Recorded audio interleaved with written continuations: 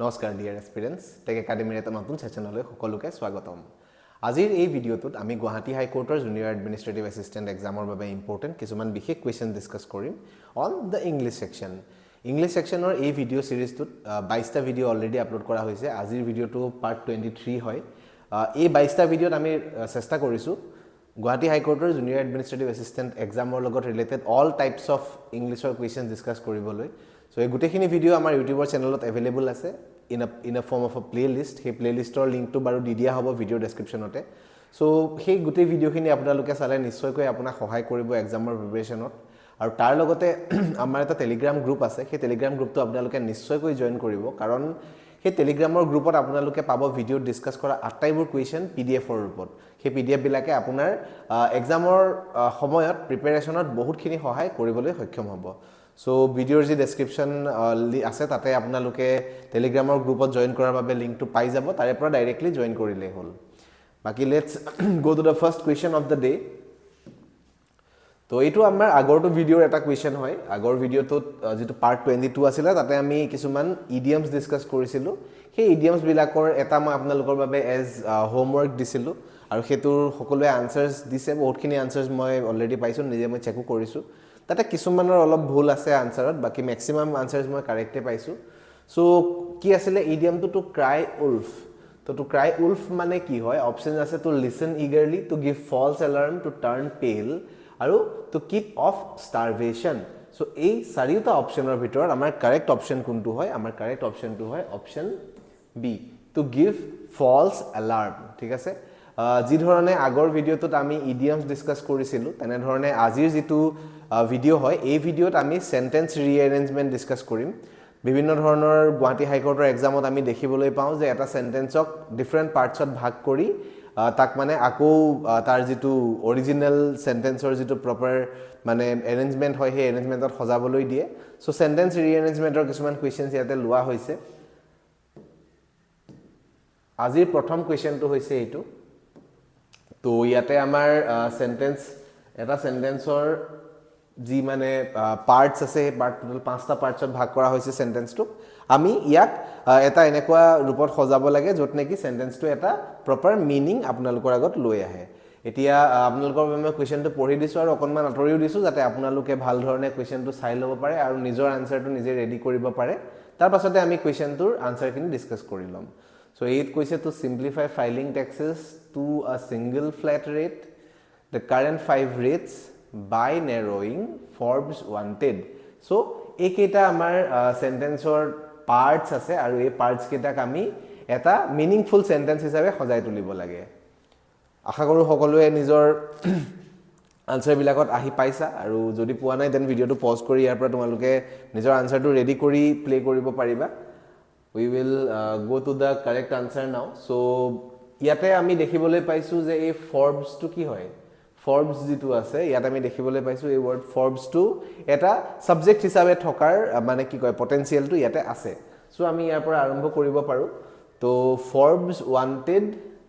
যদি আমি কওঁ Forbes wanted তো এটো ই টু যদি আমি ফাৰ্ষ্টত ৰাখি লওঁ ইয়াতে চাৰিটা অপচনতে ই ফাৰ্ষ্টত আছে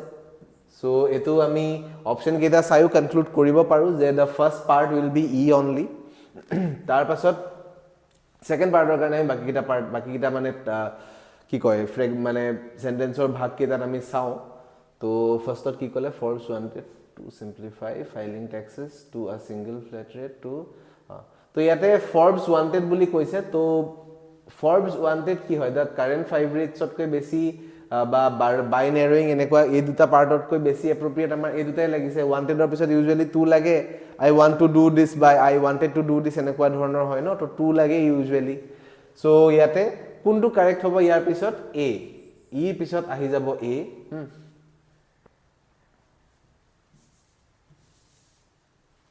সো ফাৰ্ষ্টত আমাৰ আহিলে ই এন্ড দেন আহিলে এ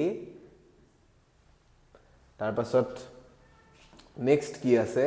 ইয়াৰ পাছৰ পাৰ্টটো লগাব লাগে তো আমাৰ এতিয়ালৈকে সেন্টেন্সটো বনিছে Forbes wanted to simplify filing taxes to by narrowing ইয়াৰ পিছত আহিব EAD by narrowing the current 5 rates to a single flat rate sorry not D this is B So etu hoise amar correct arrangement to the sentence to moi ebar koi disu apnalokor babe sentence to ene dhoroner hobo Forbes wanted to simplify filing taxes by narrowing the current 5 rates to a single flat rate to amar a option kuntu ase etur E A D C B so option D yes option D will be the correct one here E A D C B etu hobo amar proper and correct arrangement so let's go to the next question ot ki koise আপোনালোকৰ বাবে মই অকনমান সময় দি দিছো আপোনালোকে sentence to পঢ়ি ইয়াৰ correct answer two নিজৰ ফালৰ পৰা কৰিব পাৰে এবাৰ পঢ়িও দিছো বাৰু মই directly related to unlike the movements work travel or survival dance movements are not performed in everyday living so eketa amar sentence or parts hoy ei parts ketak jur di ami eta proper meaningful sentence banabo lage okay let's discuss now so yate amar sariuta option beleg ase mane starting or part to he ami nijor mane ki koy nijor understanding capacity pora arambho koribo lagibo so yate gute keta option suar pora mane gute keta part suar pora to lagise first ot B option mane B part to ahibo B pasot unlike other movements performed in everyday living so B pasot ami e bohabo paru আৰু এনেও বাৰু ইয়াত তোমালোকে যদি ফাৰ্ষ্টৰ part 2 fix কৰিব পাৰা then আৰামসে B যেহেতু এটাই অপচন আছে তো এনে ধৰণৰ তোমালোকে অলপ কামটো ইজিলি কৰিব পাৰা সো ইয়াতে আমাৰ বি লগা কেৱল এটাই অপচন আছে so B E D A C so ইয়াত যদি আমি সেন্টেন্সটো ভাল ধৰণে বনাই চাও কেনেকুৱা হ'ব unlike other movements performed in everyday living dance movements are not directly related to work travel or survival so enekwa dhoroner jodi dekha je sarita options beleg letter e di ba beleg part e di start hoise titiala tumi ate ki koribo para je first or jodi fix kori lobo para then tumi baki khini iman beshi kosto kori na thakile hoy ba iman beshi somoy ni dile hoy he somoy to tumi beleg eta section ot dibo pariba okay so ene dhoroner usually bar na thake ami dekhibole pao praye first or eta ba duta part praye eketai thake mane tumi dekhiba je sariuta option or first or part 2 আৰু second part to mostly একে থাকে তুমি ইমান খিনি কৰিব লাগিব তাৰ পাছৰ খিনি হে তোমাৰ মানে ইজিলি হোৱাৰ চান্সেস থাকে okay let's go to next question ত কি কৈছে desirable or intended or condition of not meeting as the opposite of success objective and may be viewed failure is the state so মই অকনমান সময় আতৰি দিছো আপোনালোকে এটো কোৱেশ্চন টু চাই নিজৰ কাৰেক্ট আনসাৰ টু বনাই লব পাৰে after that we will discuss the correct answer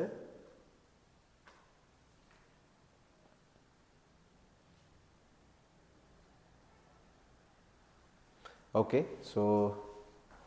ইয়াতে চাৰিওটা যদি পাঁচটা যদি তোমালোকে পাৰ্টস চোৱা পাঁচটা পাৰ্টছত স্টাৰ্টিং পাৰ্টটো টু হব পৰা পটেনশিয়াল অকল ইয়াতে দেখি পাবা বিকজ বাকিখিনি তোমাৰ ফাৰ্স্ট পাৰ্ট কেতিয়াও হ'ব নোৱাৰে সো আমাৰ ইয়াতে স্টাৰ্টিং অৰ পাৰ্ট 2 কোনটো হ'ব স্টাৰ্টিং টু হ'ব আমাৰ টি ৰ পৰা ঠিক আছে টি তাৰ পিছত টিৰ পাছত কি আহিব ফেইলিউৰ ইজ দ্য ষ্টেট তো ইয়াতে ফেইলিউৰ ষ্টেটটোৰ বিষয়ে কিবা এটা ষ্টেট কৰিছে মানে ফেইলিউৰ ষ্টেটটোৰ বিষয়ে কিবা এটা কৈছে তো কি কৈছে ফাৰ্স্টত failure is a state or condition of not meeting a desirable or intended ha to yar pisot tir pasot ahi jabo amar q karon failure is the state or condition of not meeting a desirable or intended objective and may be viewed as the opposite of success t q p s r this will be the correct arrangement to make this parts of sentence into a meaningful sentence so option amar kuntu correct ase yate option a2 option c will be the correct one here t q p s r to good sentence to moi bar pori disu apnalokor babe failure is the state or condition of not meeting a desirable or intended objective and may be viewed as the opposite of success so etu hobo amar proper sentence or proper arrangement So next question লৈ যাও next question ত কি কৈছে I'm giving you a few seconds আপোনালোকে ইয়াৰ নিজৰ আনসাৰটো ready কৰি ল'ব পাৰে তো তেতিয়ালৈকে মই কোৱেশ্চনটো পঢ়ি দিছো বাৰু এবাৰ ফাৰ্স্ট পাৰ্টত আছে so they design the advertisement of products in such a way the main target consumers of food companies that consumers are stimulated to buy them repeatedly are children and youth of the country so ইয়াতে এটা বস্তু তোমালোকে notice কৰিব পাৰা যে এই সেন্টেন্সটো start হৈছে ইয়াত সোৰ পৰা আৰু এটো হৈছে ডেটৰ পৰা তো তোমালোকে জানা যে সো ডেটটো এটা কাইন্ড অফ কনজাংশনৰ দৰে কাম কৰে দুটা সেন্টেন্স মানে কি কয় লগ খুৱাব লগ লগাবৰ বাবে যেনেকৈ তুমি ধৰি লোৱা এটা ক'ব পাৰা যে I was so angry on him that when I saw him I started yelling that তুমি দুটা সেন্টেন্স হিচাপেও ৰাখিব পাৰা যেনেকৈ I was very angry at him and then second sentence ত আহিব পাৰে when I saw him I started yelling at him right তো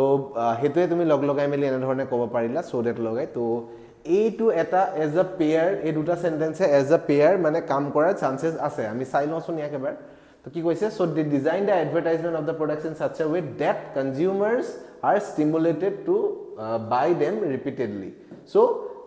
definitely এইটো এটা pair হয় যি নেকি একেলগে আহিব তো pr একেলগে থাকিব ইয়াত আমাৰ pr একেলগে থকা দুটা অপচন আছে pr বাৰু অপচনত আমি এতিয়া না যাও অপচনটো মানে কি হয় অপচনটো বহুত বেছি এনেকা অবজেক্টিভ হয় আৰু মানে তোমালোকে তাতে তাৰ পৰা একো গ্যাৰান্টিড মানে তুমি ৰিজাল্টস লব নোৱাৰা হেহে অপচনছত বাৰু প্ৰথমতে না যাও we will just make the sentence in a proper way after that we will see the মানে options okay so এই দুটা as a pair বহিব এতিয়া কথাটো হল হি আগত বহিব নে পাছত বহিব বাকি কেটা যদি চাও the main target of consumers of food companies are okay so এটো উলাই আছে যে ইয়ে ফার্স্ট হ'ব কিউটোৱে প্ৰথমত আহিব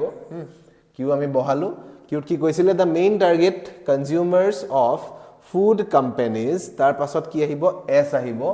are children and youth of the country তাৰ পাছত আহিব so they design the advertisement of products in such a way that consumers are stimulated to buy them repeatedly so আমি দেখিলো যে আমাৰ হে pr টো শেষত আহিব as a pair আৰু শেষত অহাৰ আমাৰ এটা অপচন আছে বাৰ অলৰেডি গুটে আনসাৰটো উলাই গৈছে তো option D will be the correct answer here তো মই আপোনালোকৰ বাবে সেন্টেন্সটো এবাৰ পঢ়ি দিছো the main target consumers of food companies are children and youth of the country so they design the advertisement of products in such a way that consumers are stimulated to buy them repeatedly তো এটো হৈ যাব আমাৰ গুটেই proper sentence to now let's go to the next question ত কি কৈছে sorry এটা number এটা আহি গৈছে this is not required okay so next question ত আমাৰ কি আছে due to the lofty hilly terrain curves and cliffs the road to Badrinath is one of the most arduous one amidst the most scenically beautiful place on the earth to ami yak proper arrangement ot khojabo lage to make a useful sentence or make a meaningful sentence so konman samoy moi disu apnaloke nijor mote question to approach koribo pare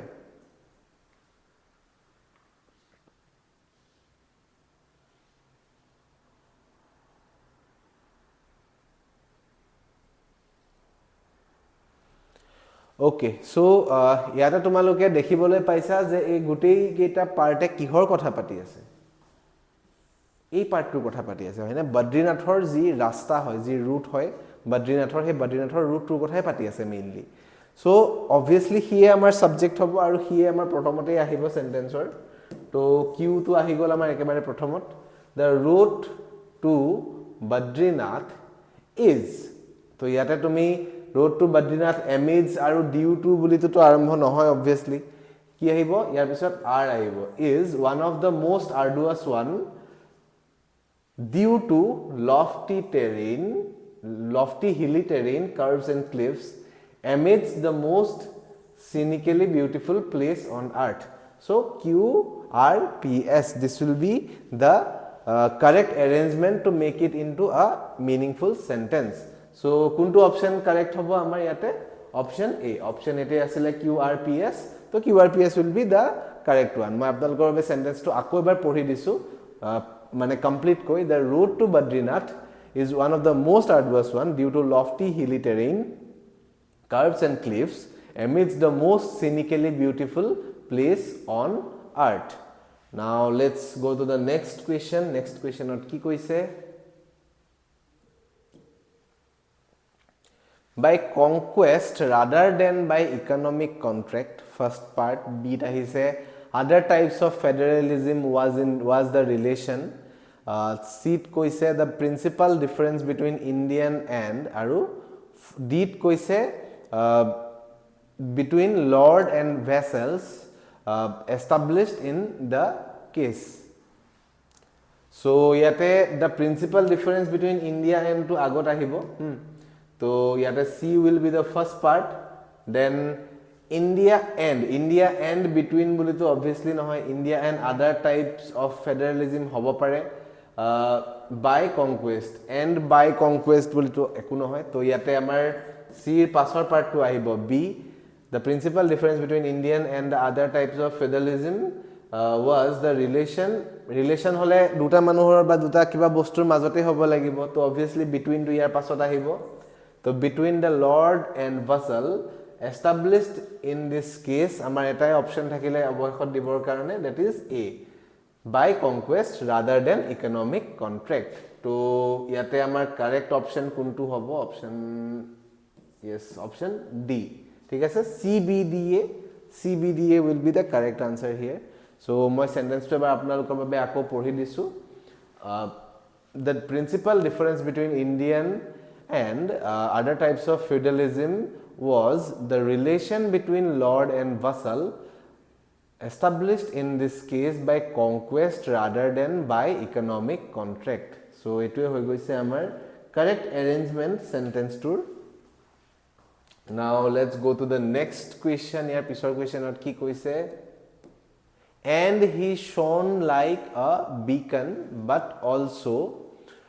for the whole world our country gave birth to a mighty soul, not only for India. So moi okonman samoy disu apnaloke okonman chesta kori yar proper arrangement to bisari uliabo pare. Tar pasot ami correct answer to discuss kori lom.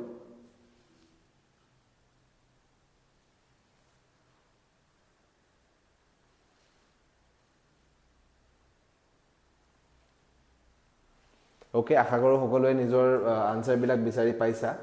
এতিয়া এইখিনিতে এটা কথা আছে। So আগত জেনেকে মই এটা কোৱেশ্চনত কৈছিলো so আৰু ডেট এনে ধৰণে আছিলে, ঠিক তেনেকৈ এই কোৱেশ্চনটোত চাবা, এই কোৱেশ্চনটোতো এটা পেয়াৰ আছে, not only but also. Not only but also তাহাঁতি এজ আ পেয়াৰ বহে আৰু সেন্টেন্সক মানে কানেক্ট কৰে বা সেন্টেন্সত একেলগে ইউজ হয়, ঠিক আছে। সো এতিয়া নট অনলি বাট অলসো তো একেলগে থাকিব, তাৰ মানে কি বাট অলসো তো আগতটো আহি না যায়, অবভিয়াসলি পাছতে আহিব। তো ডি আৰু বি ইহতি এটা পেয়াৰ হয়, এজ আ পেয়াৰ থাকিব। এই পেয়াৰটো একেলগেই থাকিব সদায় আৰু ডি বি হিচাপে থাকিব, বি ডি হৈ না যায়। সো আমাৰ বাকি দুটা অপচনৰ ভিতৰত আমি চাব লাগে এতিয়া কোনটো আগত আহিব কোনটো পাছত আহিব, ঠিক আছে। সো ইয়াতে ডি বি একেলগে থকা আমাৰ দুটা অপচন আছে, তিনটা অপচন আছে, একচুয়ালি তিনটা অপচন আছে, নহয় চাৰিটা, সৰি চাৰিটা অপচনতে ডি বি টো আগতে মানে একেলগতে আছে। আমি বাস চাব লাগে যে কোনটো